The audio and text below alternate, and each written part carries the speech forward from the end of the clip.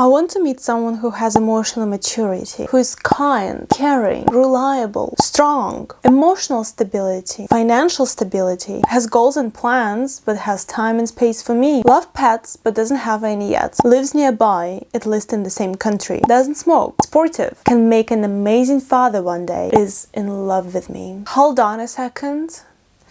I know this person doesn't exist. There is no person on this planet who would fit me perfectly. At the same time, I cannot change anyone. Who, how, and when will grow doesn't depend on me. I'm not responsible for another person's life, how it will unfold, what they will achieve, and who they are. For a long time, I had thought that I can fix it up and I can tweak it. If he ticks a lot of my boxes, but let's say he's a party animal, he wants to party every weekend and he's such a social butterfly that he wants to be surrounded by people constantly. I cannot just physically and mentally catch up with that. Some weekends I just want to cuddle and stay in.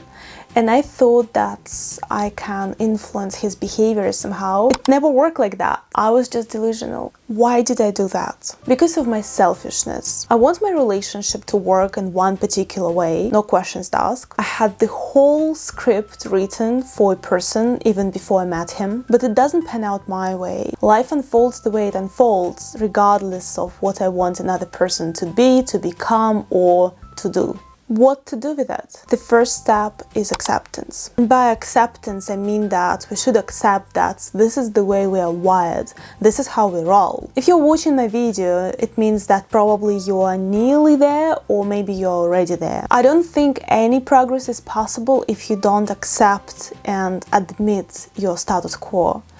Only when we can fully accept that this is the way we are and this is how it is right now, we can change it. The second step is to really want to change it. I mean it. You should be so fed up with yourself, with your behavior, that you just should desire to change it. You should be just like, I really want it. The third step is to clarify what exactly you want to change. I wrote it down and I'll give you a gist of what it can sound like. I want to get rid of being annoyed and triggered when people around me don't behave according to my expectations.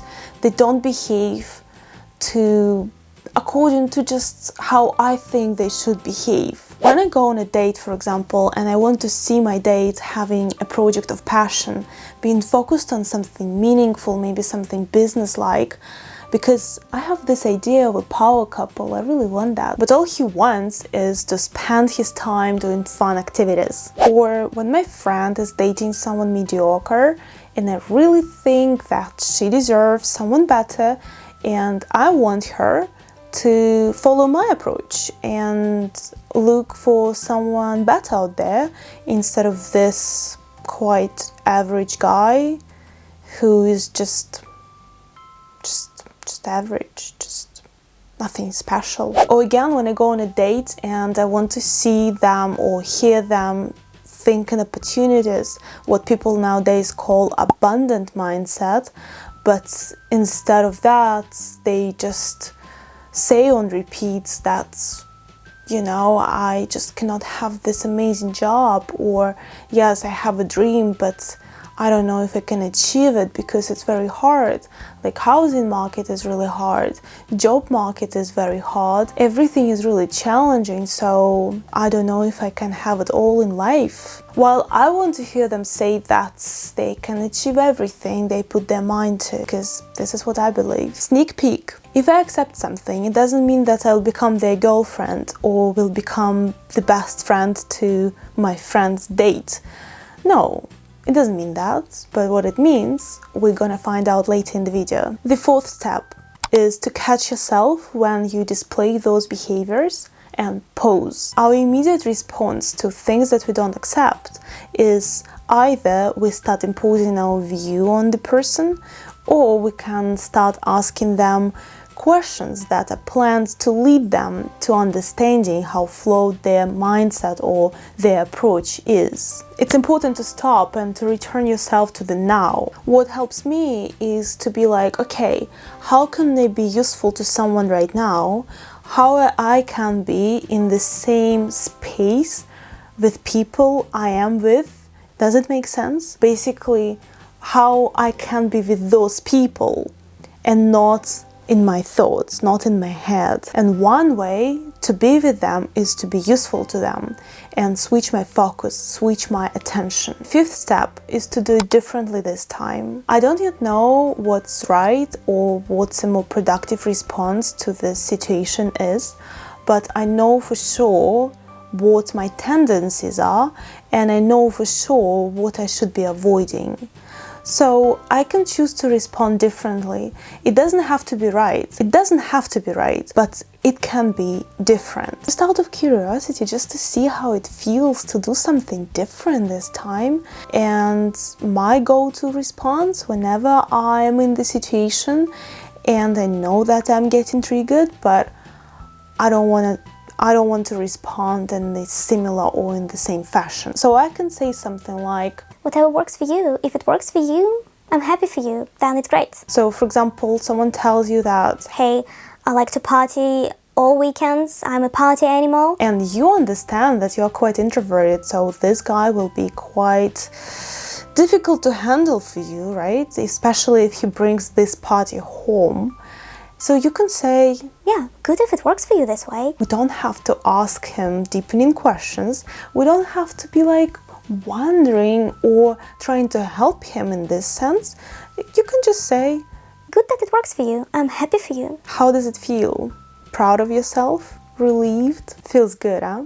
Feels good. Feels good. The sixth step is to cultivate compassion, love, and acceptance. Yes, in this order. Maybe he or she is going through something crazy in their life, maybe some tragedy happened and they don't have any time and space. Well, time probably they do have, but they don't have any mental space to work on any business-like projects. Maybe he or she lacks style because they did not have a role model. Maybe they've never been surrounded by really ambitious people.